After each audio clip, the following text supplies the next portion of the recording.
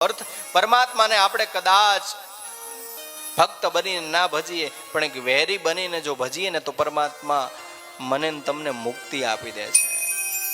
એટલે કહેવાય છે કે ભક્ત બની જાવ, કા વેરી બની જાવ ભગવાનના.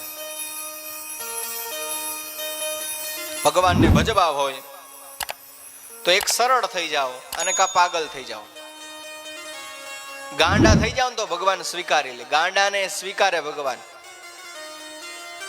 અને એક સરળને સ્વીકારે, ભોળાને શીખવાડે. આપણે કહીએ છીએ ને ભોળાના ભગવાન હોય,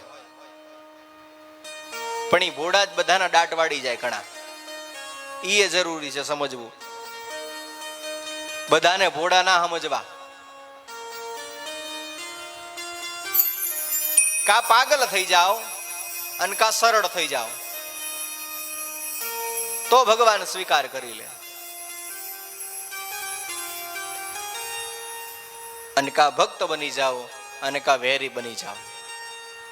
વેરમાં કહેવાય છે કદાચ કોઈ મિત્ર છે ને બહુ યાદ ના આવે મને ને તમને,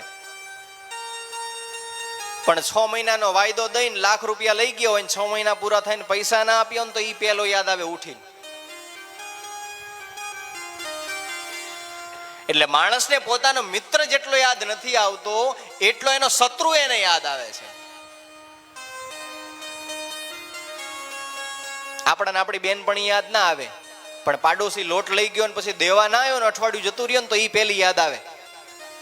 આવે ને કે વાટકો ભરીને લોટ લઈ ગઈ, અડધી વાટકી દેવા ના આવી. હવે તો બધું શહેરમાં બંધ થઈ ગયું, પણ ગામડાઓમાં બધી વસ્તુ હતી. અત્યારે કોઈક ચા પાણી પાડોશી પી જાય, ચા પાણી પીવા બોલાવે ની તોય બળતરા થાય.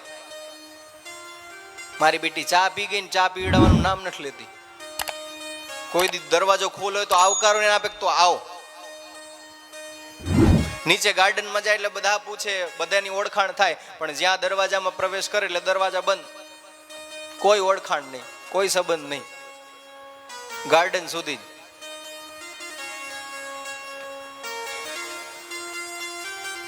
અને ગામડાઓમાં તો નાની નાની બાબતમાં કચરો વાળ્યો હોય ને ફળિયામાં, તો પાડોશીના ઘરે કચરો ખૂણામાં પડ્યો ને તોય એમ કે આને નાખ્યો મારા ઘરે કચરો, એમાંય ઝઘડા થાય.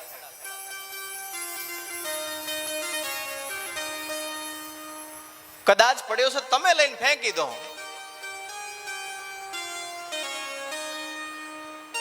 એટલે કાંઈ ના વેરી થઈ જાઓ. જેવી રીતે પાડોશી હોય, કદાચ સ્વાર્થી પાડોશી મળી જાય, સારો સગો ના મળે, પાડોશી ખરાબ મળી જાય ને તો કદાચ છે ને આપણો ભાઈ, આપણો દીકરો, આપણો સંતાન, આપણા પતિ પત્નીઓ યાદ નહીં આવે, પણ એ પાડોશી પેલું ધ્યાન રાખશે. બધું સારું પણ પાડોશ નથી સારો. જ્યાં જઈ અહીંયા કઈક બધું સારું પણ પાડોશ નથી સારો. એટલે મિત્ર કરતા છે ને દુશ્મન પહેલો યાદ આવે આપણાને. એટલા માટે કહેવાય છે ભગવાનના વેરી થઈ જાઓ ને કા મિત્ર બની જાઓ. મિત્ર બનશો તો ભગવાન મને તમને યાદ કરશે, અને વેરી બનશો તો મારે ભગવાનને યાદ કરવા પડશે. પૂતનાએ વેર કર્યું તે છતાં ભગવાન એને મુક્તિ પ્રદાન કરી છે. જેમાં યશોદાને માનો દરજ્જો આપ્યો છે એ જ પૂતનાને દરજ્જો આપ્યો છે. એ જ ગતિ પૂતનાને પણ આપી છે.